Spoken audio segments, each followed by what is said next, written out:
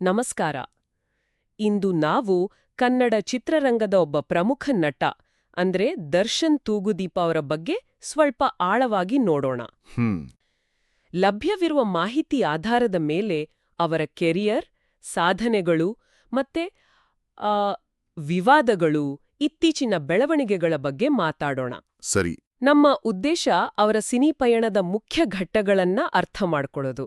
ಯಾಕೆ ಅವರನ್ನ challenging star ಅಥವಾ ಡಿ ಬಾಸ್ ಅಂತ ಕರೀತಾರೆ ಅಂತ ಸ್ವಲ್ಪ ನೋಡೋಣ. ಸರಿ, ಶುರು ಮಾಡೋಣಲ್ವಾ? ಖಂಡಿತ. ಈ ಚರ್ಚೆಯಲ್ಲಿ ನಾವು ದರ್ಶನ್ ಅವರ ಆರಂಭದ ದಿನಗಳು, ಮುಖ್ಯ ಸಿನಿಮಾಗಳು, ಆಕ್ಟಿಂಗ್ ಹೊರತುಪಡಿಸಿ ಬೇರೆ ಕೆಲಸಗಳು, ನಿರ್ಮಾಣ, ವಿತರಣೆ ತರಹದ್ದು. ಹೌದು, ನಿರ್ಮಾಣ, ವಿತರಣೆ, ಸ್ವಲ್ಪ ಸಮಾಜಮುಖಿ ಕೆಲಸಗಳು, ಹಾಗೇನೆ ಈಗ ನಡೀತಿರೋ ಗಂಭೀರ ಕಾನೂನು ಸಮಸ್ಯೆಗಳ ಬಗ್ಗೆನೂ ಗಮನ ಹರಿಸೋಣ. ಸರಿ. ಇಲ್ಲಿ ಕುತೂಹಲಕಾರಿ ವಿಷಯವೆಂದರೆ ಅವರ ಪಬ್ಲಿಕ್ ಪರ್ಸೋನಾ ಎಷ್ಟು ಕಾಂಪ್ಲೆಕ್ಸ್ ಆಗಿದೆ ಅನ್ನೋದು. ಚಾಲೆಂಜಿಂಗ್ ಸ್ಟಾರ್ ಹೆಸರು ಬಂದಿದ್ದೇ ಆ ಆರಂಭದ ಸವಾಲುಗಳಿಂದ ಅಂತ ಒಂದು ಮಾತಿದೆ. ಡಿ ಬಾಸ್ ಅನ್ನೋದು ಅಭಿಮಾನಿಗಳ ಪ್ರೀತಿಯಿಂದ ಬಂದಿದ್ದು. ಹೌದು. ಅವರ ಮೂಲ ಹೆಸರು ಹೇಮಂತ್ ಕುಮಾರ್, ಹಿರಿಯ ನಟ ತೂಗುದೀಪ ಶ್ರೀನಿವಾಸ್ ಅವರ ಮಗ. ಹೌದು, ಅದು ಎಲ್ಲರಿಗೂ ಗೊತ್ತಿರೋ ವಿಷಯ. ಮೊದಮೊದಲು ಸಣ್ಣ ಪಾತ್ರಗಳು, ಆಮೇಲೆ 2002ರಲ್ಲಿ ಮೆಜೆಸ್ಟಿಕ್, ಅದು ದೊಡ್ಡ ಬ್ರೇಕ್. ನಿಜ. ಅಲ್ಲಿಂದ ಶುರುವಾಯ್ತು ಅವರ ಯಶಸ್ಸಿನ ಪಯಣ. ಈಗ ಕನ್ನಡ ಇಂಡಸ್ಟ್ರಿಯಲ್ಲಿ ಟಾಪ್ ನಟರಲ್ಲಿ ಒಬ್ರು. ಖಂಡಿತ. ಅವರ ಸಿನಿಮಾಗಳ ಲಿಸ್ಟ್ ನೋಡಿದ್ರೆ ಕಾರ್ಯ, ಕಲಾಸಿಪಾಳ್ಯ, ಗಜ, ಸಾರಥಿ, ಹೀಗೆ ದೊಡ್ಡ ದೊಡ್ಡ ಹಿಟ್ಸ್. ಯಜಮಾನ, ರಾಬರ್ಟ್ ಕೂಡ ಇತ್ತೀಚೆಗೆ. ಹೌದು. ಮತ್ತೆ ಕಾಟೇರ, ರೀಸೆಂಟ್ ಬ್ಲಾಕ್ ಬಸ್ಟರ್. ಕ್ರಾಂತಿವೀರ ಸಂಗೊಳ್ಳಿ ರಾಯಣ್ಣನೂ ಮರೆಯೋ ಹಾಗಿಲ್ಲ. ಆ ಚಿತ್ರಕ್ಕೆ ರಾಜ್ಯ ಪ್ರಶಸ್ತಿ ಕೂಡ ಬಂತು ಅಲ್ವಾ? ಹೌದು, ಅತ್ಯುತ್ತಮ ನಟ ಪ್ರಶಸ್ತಿ. ಅವರ ಆಕ್ಷನ್ ಹೀರೋ ಇಮೇಜ್, ಅದ್ರ ಜೊತೆಗೆ ಅವರ ಫ್ಯಾನ್ ಬೇಸ್, ಅದು ಬಹಳ ದೊಡ್ಡದು. ಬಹಳ ನಿಷ್ಠಾವಂತರು ಅಂತ ಕೇಳಿದ್ದೀನಿ.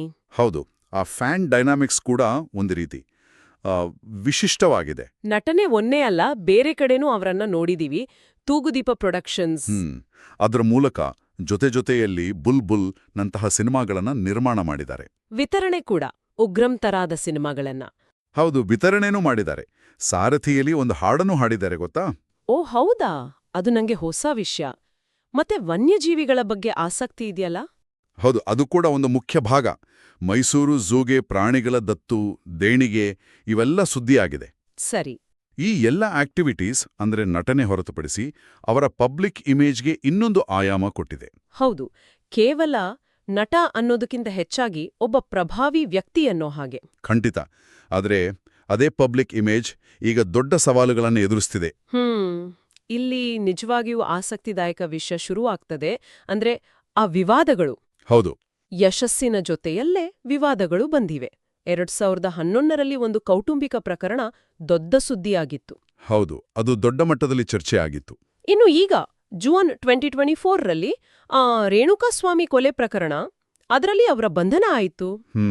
ನಂತರ ನ್ಯಾಯಾಂಗ ಬಂಧನ, ಆಮೇಲೆ ಜೈಲ್ನಲ್ಲಿ VIP ಟ್ರೀಟ್ಮೆಂಟ್ ಅಂತ ಆರೋಪಗಳು ಬಂತು. ಹೌದು, ಆ ಆರೋಪಗಳು ಕೂಡ ತೀವ್ರ ಚರ್ಚೆಗೆ ಕಾರಣವಾದವು. ನಂತರ 2024ರ ಕೊನೆಗೆ ಆರೋಗ್ಯದ ಕಾರಣಕ್ಕೆ ಅವರಿಗೆ ಬೇಲ್ ಸಿಕ್ತು. ಸರಿ. ಆದ್ರೆ ಆಮೇಲೆ ಜೈಲಿನಿಂದ ಒಂದು ವಿಡಿಯೋ ಕಾಲ್ ವೈರಲ್ ಆಯ್ತಲ್ಲ? ಹೌದು, ಅದು ಕೂಡ ಒಂದು ಹೊಸ ವಿವಾದ ಸೃಷ್ಟಿ ಮಾಡಿತು. ಈಗ ನಾವು ಇಲ್ಲಿ ಯಾವುದೇ ತೀರ್ಪು ಕೊಡ್ತಾ ಇಲ್ಲ. ಖಂಡಿತ ಇಲ್ಲ. ಕೇವಲ ಘಟನೆಗಳು ಮತ್ತು ಅದರ ಸುತ್ತಲಿನ ಚರ್ಚೆಗಳನ್ನು ಮಾತ್ರ ಹೇಳ್ತಾ ಇದೀವಿ. ಸದ್ಯಕ್ಕೆ ಅವರು ಜಾಮೀನಿನ ಮೇಲೆ ಇದ್ದಾರೆ, ಚಿಕಿತ್ಸೆ ಪಡಿತಾ ಇದ್ದಾರೆ ಅಂತ ಮಾಹಿತಿ ಇದೆ. ಇಷ್ಟೆಲ್ಲ ಆದ್ರೂ ಅವರ ಫ್ಯಾನ್ ಬೇಸ್ ಮಾತ್ರ ಅದು ಹಾಗೇ ಗಟ್ಟಿಯಾಗಿ ನಿಂತಿದೆ ಅಂತ ಅನ್ಸುತ್ತೆ ಸೋಷಿಯಲ್ ಮೀಡಿಯಾದಲ್ಲಿ ನೋಡಿದ್ರೆ. ಹೌದು. ಇದು ಹೇಗೆ ಸಾಧ್ಯ? ಒಬ್ಬ ನಟನ ಮೇಲಿನ ಅಭಿಮಾನ ಇಷ್ಟೊಂದು ಗಂಭೀರ ಆರೋಪಗಳನ್ನು ಮೀರಿದ್ದ? ಇದನ್ನ ದೊಡ್ಡ ಚಿತ್ರಣಕ್ಕೆ ಜೋಡಿಸಿದ್ರೆ ಇದು ನಿಜಕ್ಕೂ ಯೋಚಿಸಬೇಕಾದ ವಿಷಯ. ಬಹುಶಃ ಇದು ಕನ್ನಡ ಚಿತ್ರರಂಗದಲ್ಲಿ ಈ ಮಾಸ್ ಹೀರೋ ಆರಾಧನೆ ಇದೆಯಲ್ಲ, ಅದರ ಒಂದು ಭಾಗ ಇರಬಹುದು. ಸ್ಕ್ರೀನ್ ಮೇಲಿನ ವ್ಯಕ್ತಿತ್ವಕ್ಕೂ ನಿಜ ಜೀವನದ ವ್ಯಕ್ತಿಗೂ ಇರೋ ವ್ಯತ್ಯಾಸವನ್ನ ಅಭಿಮಾನಿಗಳು ಹೇಗ್ ನೋಡ್ತಾರೆ ಅನ್ನೋದರ ಮೇಲೆ ನಿಂತಿದೆ. ಸರಿ. ಕೆಲವರಿಗೆ ಆ ತೆರೆಯ ಮೇಲಿನ ಹೀರೋಯಿಸಂ ಅದೇ ಮುಖ್ಯ ಆಗ್ಬೋದು. ಈ ವಿವಾದಗಳು ಖಂಡಿತ ಅವರ ಪಬ್ಲಿಕ್ ಇಮೇಜ್ ಮೇಲೆ ಪರಿಣಾಮ ಬೀರಿವೆ. ಆದರೆ ಕೋರ್ ಫ್ಯಾನ್ ಬೇಸ್ ಮೇಲೆ ಎಷ್ಟು ಪರಿಣಾಮ ಬೀರಿದೆ ಅಂತ ಹೇಳೋದು ಕಷ್ಟನಾ? ಹೌದು, ಅದು ಹೇಳೋದು ಸ್ವಲ್ಪ ಕಷ್ಟ. ಆದ್ರೂ ಇದರ ಮಧ್ಯನೂ ಅವರ ಮುಂದಿನ ಸಿನಿಮಾ ದ ಡೆವಿಲ್ ಬಗ್ಗೆ ಇತ್ತೀಚೆಗೆ ಅಪ್ಡೇಟ್ ಕೊಟ್ಟಿರೋದು ಬಹುಶಃ ಅವರ ಪ್ರೊಫೆಷನಲ್ ಕಮಿಟ್ಮೆಂಟ್ ತೋರಿಸೋ ಪ್ರಯತ್ನ ಇರಬಹುದು. ಹಾಗಾದ್ರೆ ಇದೆಲ್ಲದರ ಅರ್ಥವೇನು? ಒಟ್ಟಾರೆಯಾಗಿ ನೋಡಿದ್ರೆ ದರ್ಶನ್ ಕನ್ನಡದ ಒಬ್ಬ ಪ್ರಭಾವಿ ನಟ. ಹೌದು. ದೊಡ್ಡ ಹಿಟ್ಸ್, ನಿರ್ಮಾಣ, ಸ್ವಲ್ಪ ಸಮಾಜ ಸೇವೆ ಒಂದು ಕಡೆ. ಇನ್ನೊಂದ್ ಕಡೆ ಗಂಭೀರ ಆರೋಪಗಳು, ವಿವಾದಗಳು.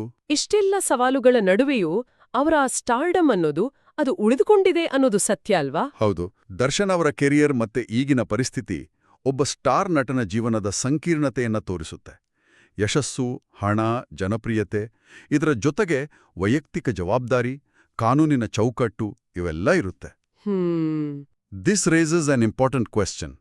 ಒಬ್ಬ ಕಲಾವಿದನ ತೆರೆಯ ಹಿಂದಿನ ಜೀವನ, ಅದರಲ್ಲೂ ಇಂಥ ಘಟನೆಗಳು ನಡೆದಾಗ ಅವರ ಕೆಲಸದ ಮೇಲೆ, ಅವರ ಒಟ್ಟಾರೆ ಇಮೇಜ್ ಮೇಲೆ ಹೇಗೆ ಪರಿಣಾಮ ಬೀರಬಹುದು? ಅದರಲ್ಲೂ ಇಷ್ಟು ದೊಡ್ಡ ಫ್ಯಾನ್ ಫಾಲೋಯಿಂಗ್ ಇರುವಾಗ? ಹೌದು, ಇದರ ಪರಿಣಾಮಗಳೇನು? ಇದು ಖಂಡಿತವಾಗಿಯೂ ಯೋಚಿಸಬೇಕಾದ ಒಂದು ಅಂಶ.